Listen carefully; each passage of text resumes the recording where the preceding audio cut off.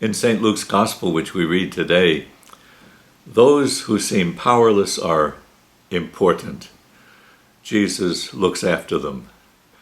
The widow in today's parable seems powerless, but she's actually more powerful than the unjust judge who seems invincible.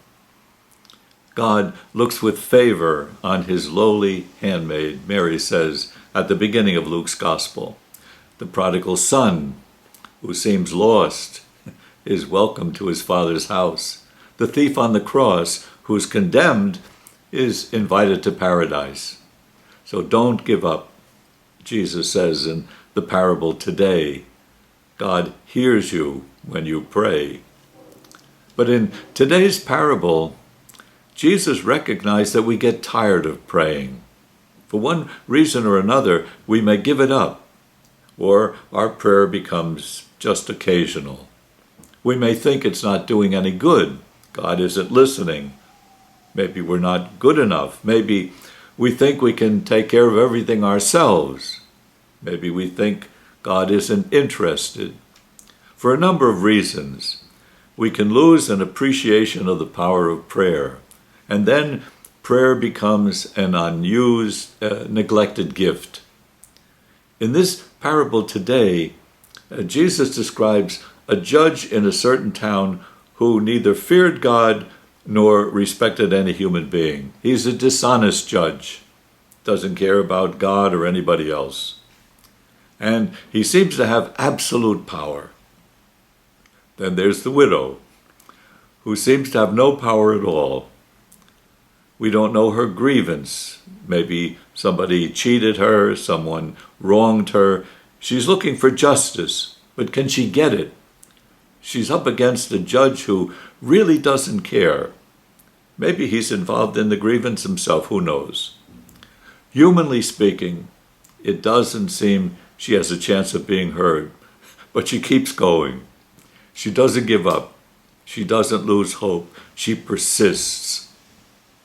The judge says, she keeps bothering me. She's wearing me down. Finally, he gives in and justice is done. God is the very opposite of the unjust judge, Jesus says.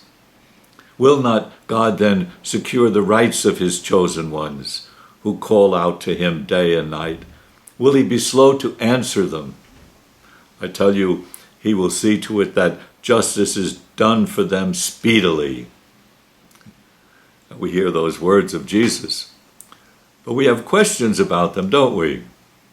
Justice will be done. The rights of God's chosen ones will be secure. But justice will be done speedily.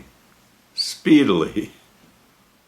Now, speedily for us means right away, doesn't it? And when things are not done right away, we lose faith.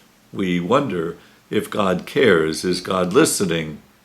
Can God do anything about it at all?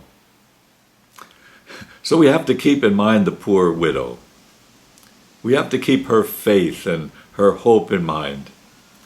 She believed that someone more powerful than the unjust judge was on her side. And God's way of securing our rights, God's time, God's way of having his kingdom come is not ours. We have to keep praying, keep knocking at the door, keep asking, keep seeking night and day. Today more than ever, we need to keep praying, and we'll be heard.